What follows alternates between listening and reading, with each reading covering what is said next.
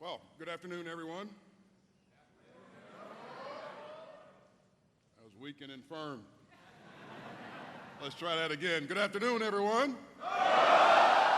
And now we're sounding Tampa strong. All right, thanks. Secretary Hagel, sir, thanks. It's great to have you here. Thanks so much for coming. This is indeed a wonderful day and a very special occasion for all of us here at MacDill Air Force Base.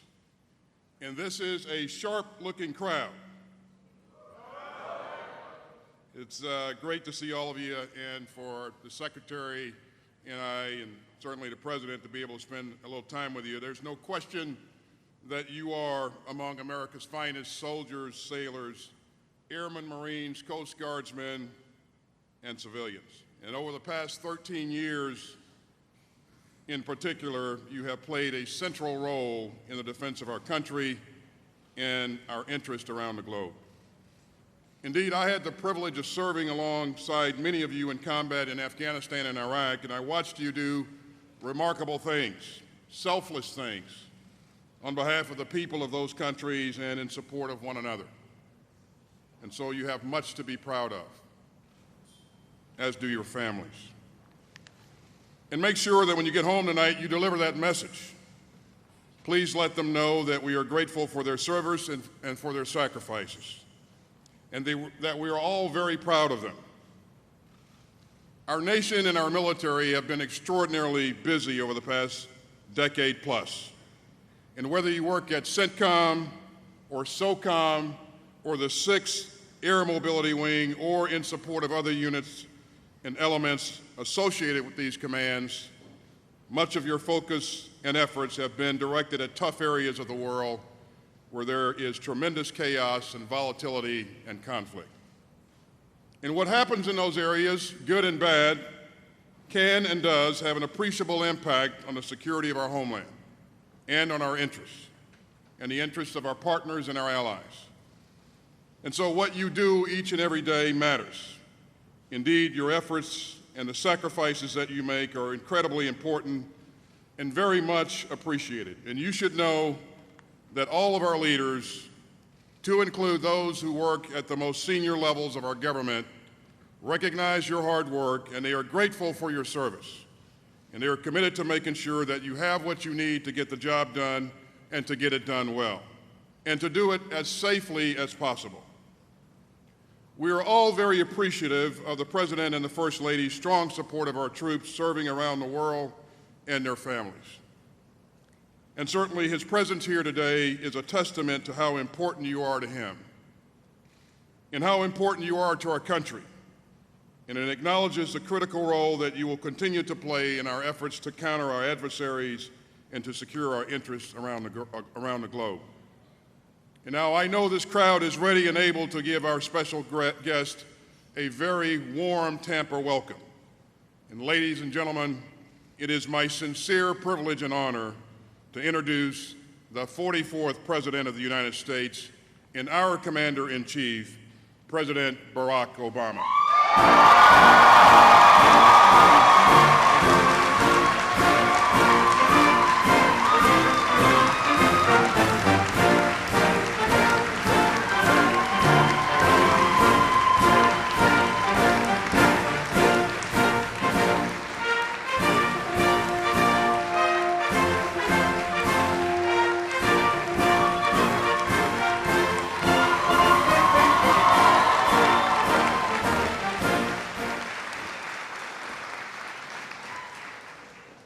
Hello, MacDill.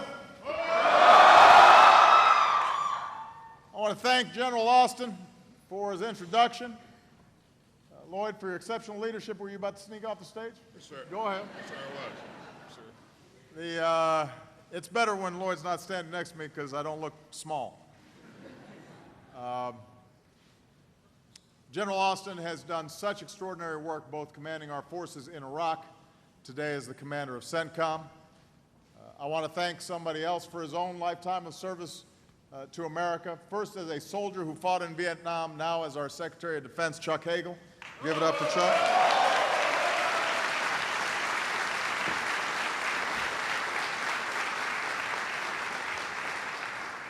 Chuck was here a few weeks ago to welcome the new head of Special Operations Command, General Joe Votel. Give Joe a big round of applause.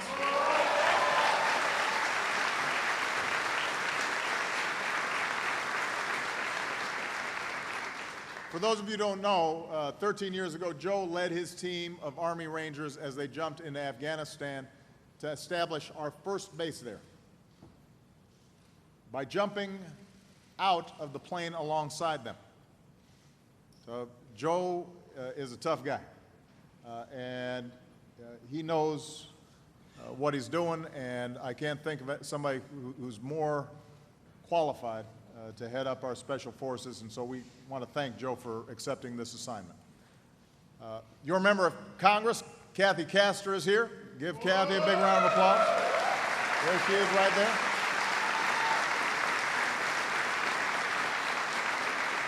Your wing commander, Colonel Dan Tully.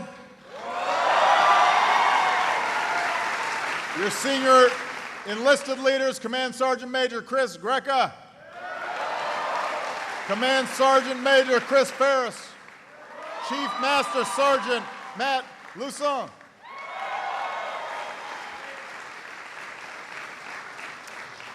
And most of all, I want to salute all the spouses and military families on base, because let's be honest, they're the force behind the force.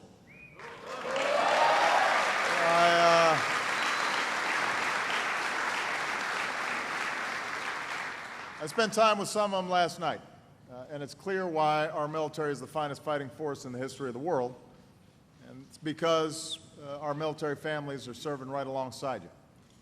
I know we've got some Air Force in the house.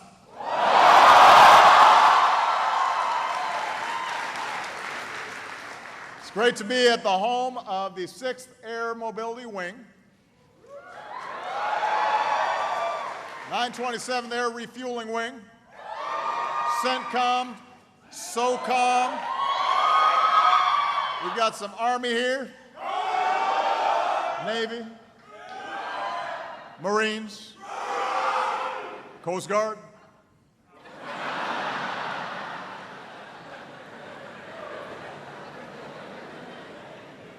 We love our Coast Guard.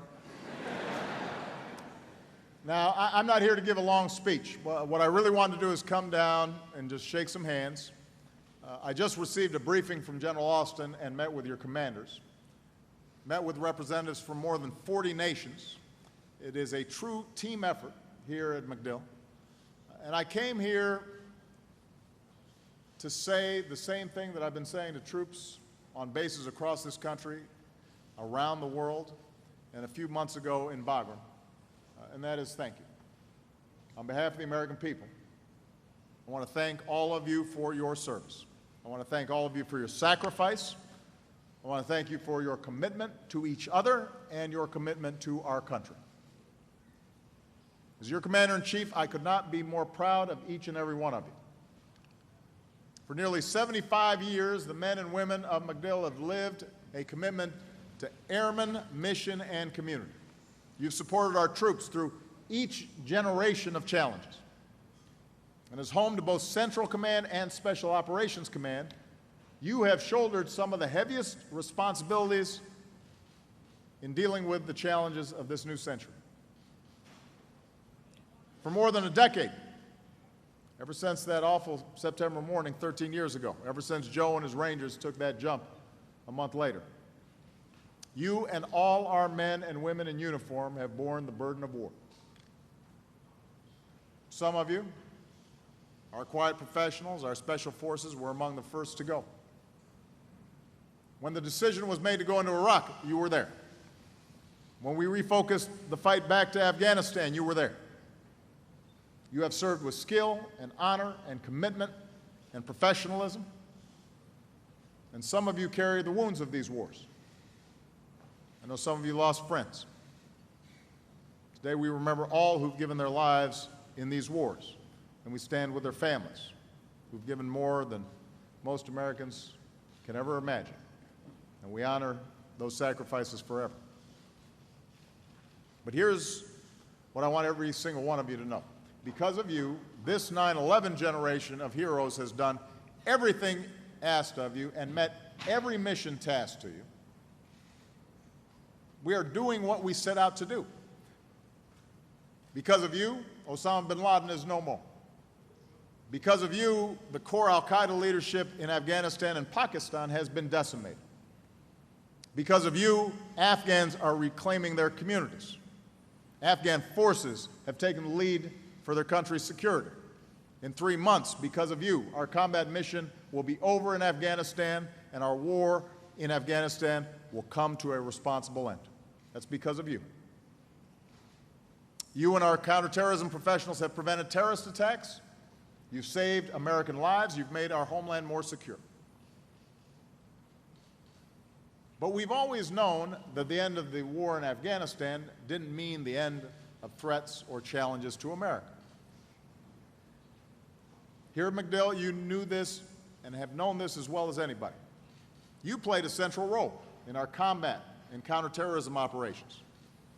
You make sure our troops and pilots get what they need in order to get the job done. You train forces around the world so countries can take responsibility for their own security. The 6th Air Mobility Wing is continuously deployed, supporting our humanitarian and combat operations around the world, ready to defend.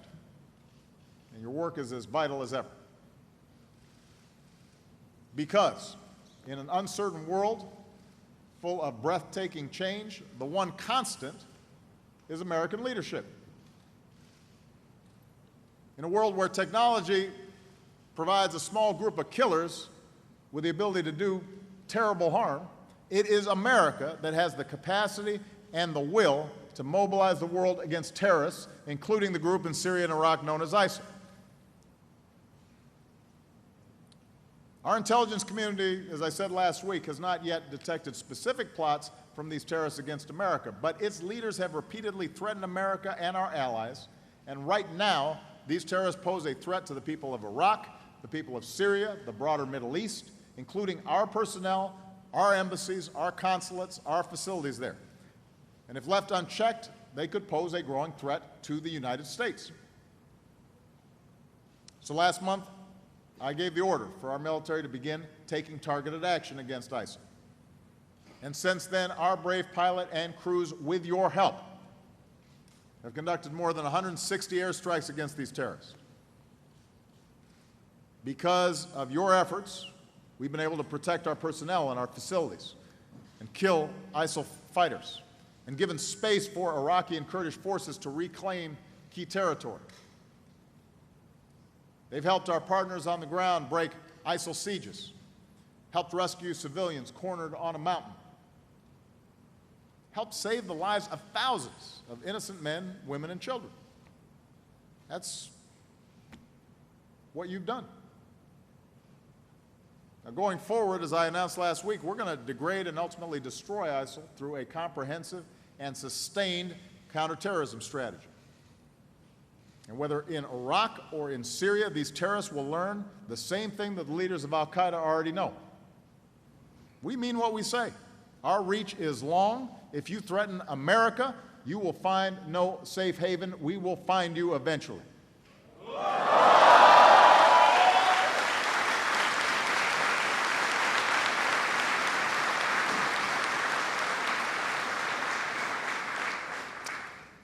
But, and this is something I want to emphasize, this is not and will not be America's fight alone. One of the things we've learned over this last decade is America can make a decisive difference. But I want to be clear. The American forces that have been deployed to Iraq do not and will not have a combat mission. They will support Iraqi forces on the ground as they fight for their own country against these terrorists. As your commander-in-chief, I will not commit you and the rest of our armed forces to fighting another ground war in Iraq. After a decade of massive ground deployments, it is more effective to use our unique capabilities in support of partners on the ground so they can secure their own country's futures. And that's the only solution that will succeed over the long term. We'll use our air power. We will train and equip our partners. We will advise them and we will assist them. We will lead a broad coalition of countries who have a stake in this fight, because this is not simply America versus ISIL. This is the people of the region fighting against ISIL. It is the world rejecting the brutality of ISIL in favor of a better future for our children and our children's children, all of them. But we're not going to do this alone. And the one thing we have learned is that when we do things alone and the people of those countries aren't doing it for themselves, as soon as we leave, we start getting the same problems. So we got to do things differently. Now, this is why we've spent the past several weeks building a coalition to aid in these efforts. And because we're leading in the right way, more nations are joining us. Overall, more than 40 countries so far have offered assistance to the broad campaign against ISIL. Some nations will assist from the air, and already France and the United Kingdom are flying with us over Iraq, with others committed to join this effort. Some nations will help us support the forces fighting these terrorists on the ground. And already Saudi Arabia has agreed to host our efforts to train and equip Syrian opposition forces. Australia and Canada will send military advisors to Iraq. German paratroopers will offer training. Other nations have helped resupply arms and equipment to forces in Iraq, including the Kurdish Peshmerga. Arab nations have agreed to strengthen their support for Iraq's new government and to do their part in all the aspects of the fight against ISIL. And our partners will help to cut off ISIL funding and gather intelligence and stem the flow of foreign fighters into and out of the Middle East. And meanwhile, nearly 30 nations have helped us with humanitarian relief to help innocent civilians who've been driven from their homes, whether they are Sunni or Shia or Christian or Yazidi or any other religious minority. And yesterday at the White House, I met with an outstanding American leader, retired Marine General John Allen. He worked with Iraqi tribal leaders as they fought to reclaim their own communities from terrorists, and he's going to serve as America's special envoy to build and coordinate this incredible coalition. And I've called on Congress to make sure you've got all the authorities and resources you need to get the job done. But the point is, we cannot do for the Iraqis what they must do for themselves. We can't take the place of Arab partners in securing their own region and a better future for their own people. We can't do it for them, but this is an effort that calls on America's unique abilities and responsibilities to lead. In a world that's more crowded and more connected, it is America that has the unique capability to mobilize against an organization like ISIL. In a world full of broader social challenges, it is America that has the unique capability and know-how to help contain and combat a threat like Ebola, the epidemic in Africa. And yesterday, on top of all that we're already doing to help, I announced a major boost to our response. We're establishing a military command center in Liberia at the request of their government to support civilian efforts across the region. And Major General Darrell Williams, commander of our Army forces in Africa, arrived yesterday. He's already on the ground.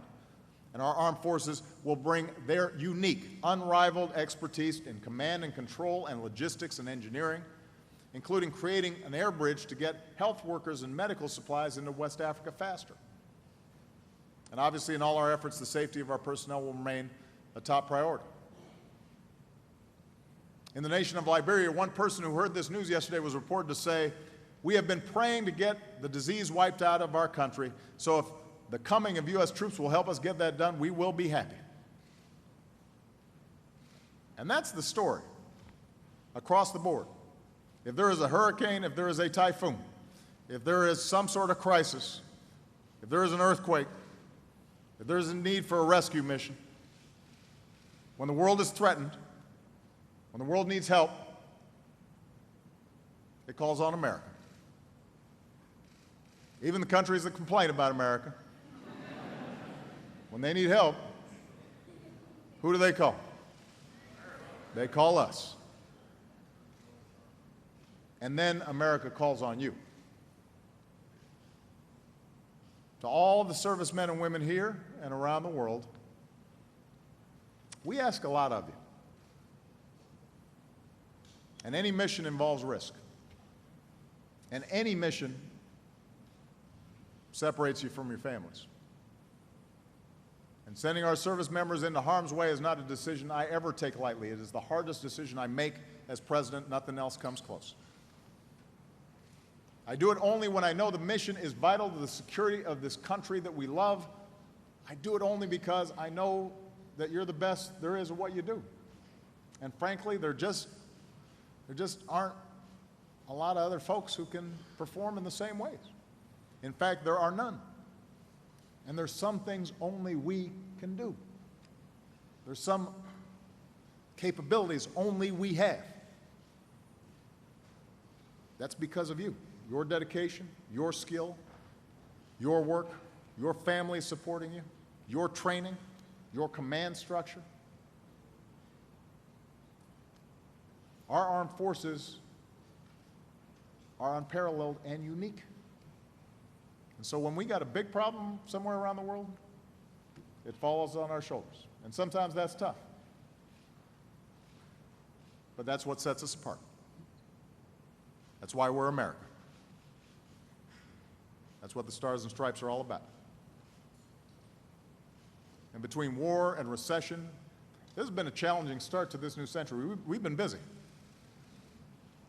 This has not been an easy 14 years. And many of you came of age in these years.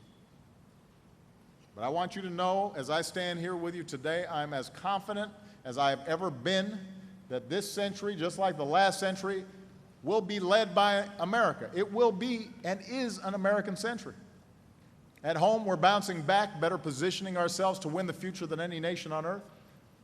Overseas, we're moving forward, answering the call to lead. And even when it seems like our politics is just dividing us, I want you to remember that when it comes to supporting you and your families, the American people stand united. We support you. We are proud of you. We are in awe of your skill and your service. Only 1% of Americans may wear the uniform and shoulder the weight of special responsibilities that you do. But 100% of Americans need to support you and your families. 100%. This is a moment of American leadership. And thanks to you, it is a moment that we are going to meet. And I will keep standing up for your interests and for our security and for the human rights and dignity of people wherever they live. And we're going to keep on working with our allies and partners to take out the terrorists who threaten us wherever they hide. Because in stark contrast to those who only know how to kill and maim and tear down, we keep on building up and offering a future of progress and hope. And like the generations before us, we're willing to defend this country we love. We're willing to help others on this planet that we share. We're protected by patriots like you. And for all those reasons, the United States of America will remain the greatest force for freedom that the world has ever known. Thank you very much, everybody. I'm proud of you. God bless you. God bless the United States of America.